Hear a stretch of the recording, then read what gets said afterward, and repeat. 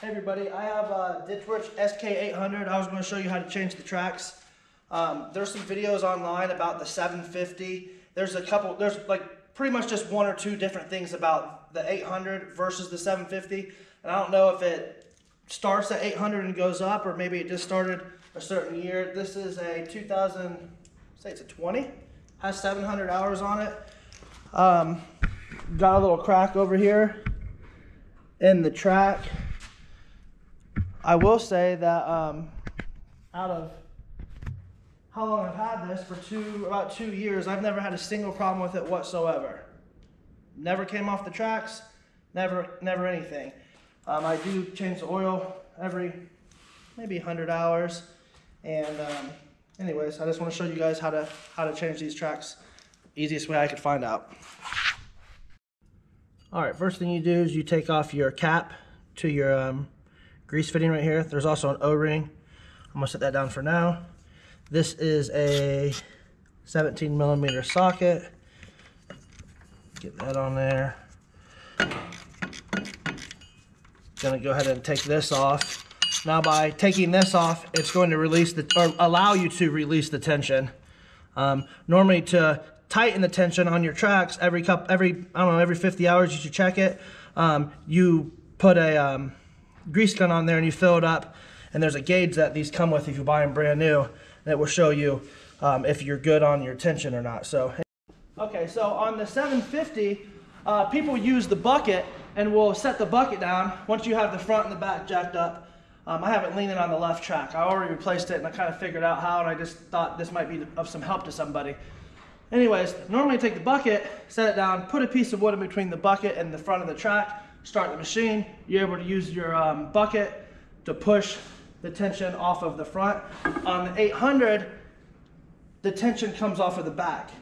Normally there's a slider right there. When you put tension on it, it will push it together. You take the track off easily. This is not the case. On these, it's in the back. So I found easiest just to, hit it with a sledgehammer from the back. I don't want to put another machine on it and try to push it off how I have it on the lift or how I have it up in the air. So that's what I'm going to do now. I'll get you guys down in there. As you hit that with the hammer, you're going to see grease come out of this fitting. And the track will come together, allowing more slack on the track and for you to get it off. GoPro, stop recording. All right, I'm going to start hitting this back pulley and getting some of the slack out of it. You'll see, here's the fitting right here. Grease will start coming out of it in a second.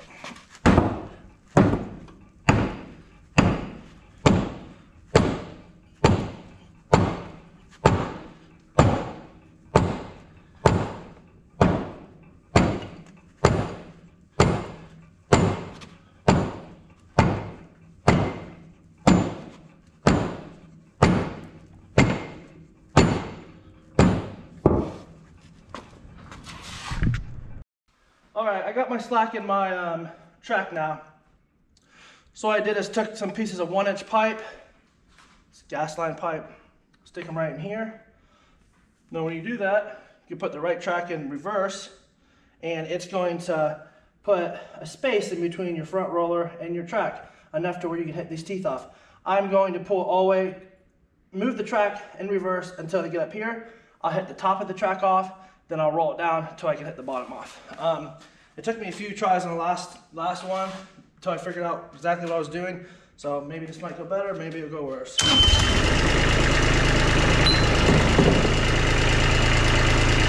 right, there's a space right in here now that I can hit that off.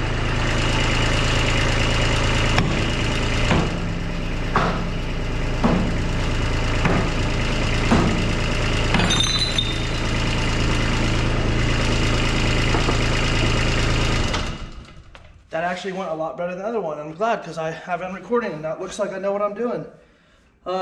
So that's off. This back end comes off real easy. So I'll take that off and get the new track set on there and show you what's next.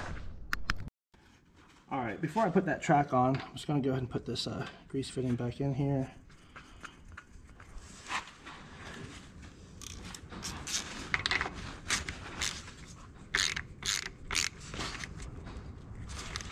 Just snap it up. Now with this, first, Make it a little tight, but that's good so it won't fall off. Put your O-ring back on.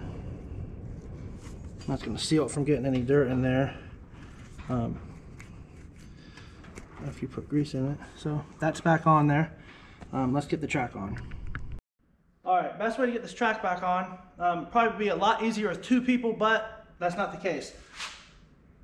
Start your track up here, on here, in between your teeth. Get it up top, push it down, push it underneath there to where the 2 teeth go in the middle of the roller.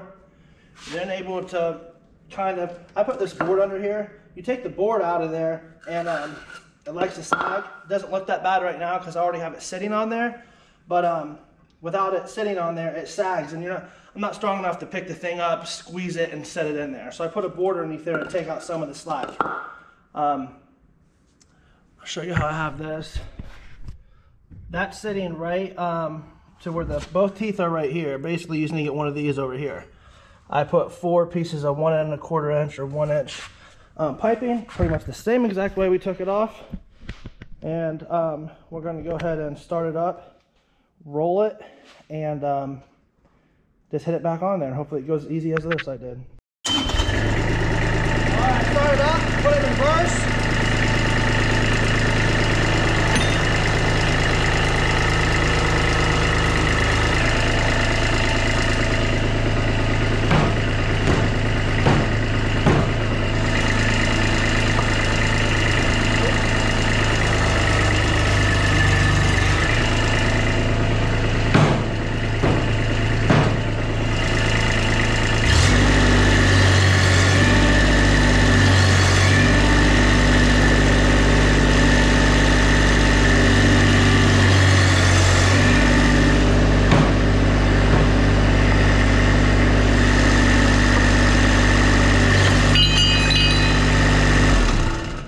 Alright, it went on there pretty easily.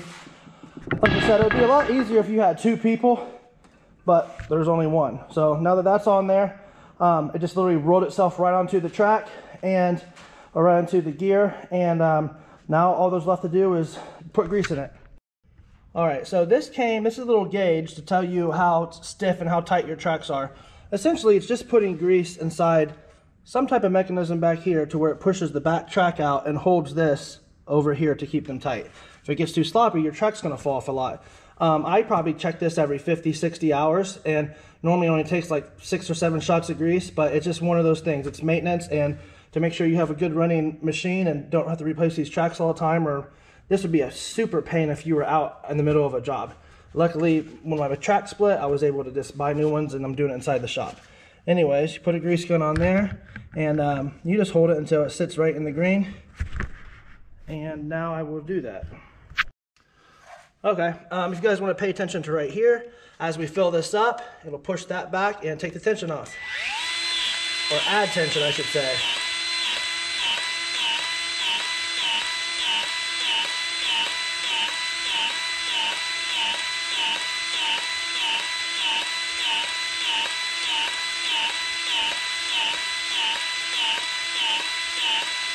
I don't know if you can see that, but this is backing up about probably a 1/16 of an inch every click.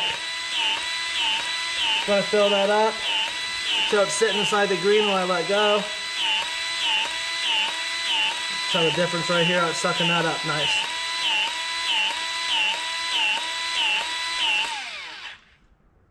All right, it's right at the beginning of the green. I'll put a little bit more in it.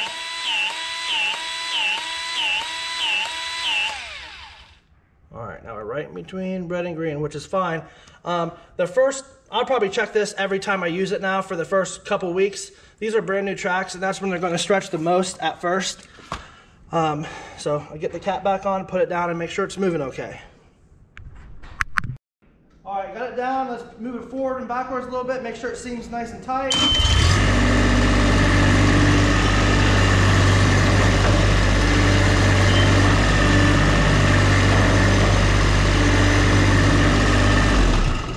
Pretty good. I want to show you guys something real quick. Where did that grease fitting go? Okay. So, some people I've seen on comments and stuff that they don't know where theirs is at. Mine came in a bag inside of there. It comes inside a bag inside of there. So I put it back every single time. You can't lose it. Here's the other side. I just replaced that a second ago. But yeah, overall I would say, you know, $1,500.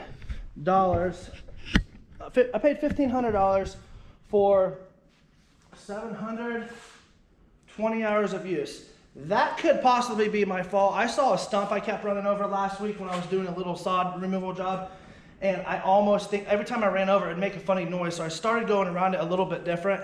Now, that could be because of that. It could have happened a long time ago and I just noticed it. It wasn't, I've probably put 10 extra hours on it since this rip. Here's the rip. I was just really scared to have it out on a job and something go south while I'm at the job. So I said, you know what? After 2 years of owning it, 720 hours, $1,500, if that's what I have to put in it. I bought the Ditch Witch brand OEM tracks. I don't like to buy aftermarket cheap stuff. I mean, you're gonna make money with this job every day, so why cheap out on it? But really, if you look at this tread, it's not bad.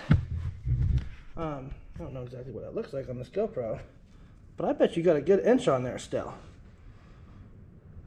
That could be because of user error. I ran over something I wasn't supposed to. But anyways, hope that helps somebody. I'm gonna start posting a few videos of little jobs like this, and you know, maybe it might help somebody. I figured out how to do this off of watching another guy's video on YouTube, but because it's of the 800, the front doesn't collapse, it's the rear that collapses. It took me 5 minutes to figure that out after the front wouldn't move. I'm like, okay, hold on, let me figure this out. If you guys have any questions or want to leave any comments, I appreciate it. I hope this helps somebody out.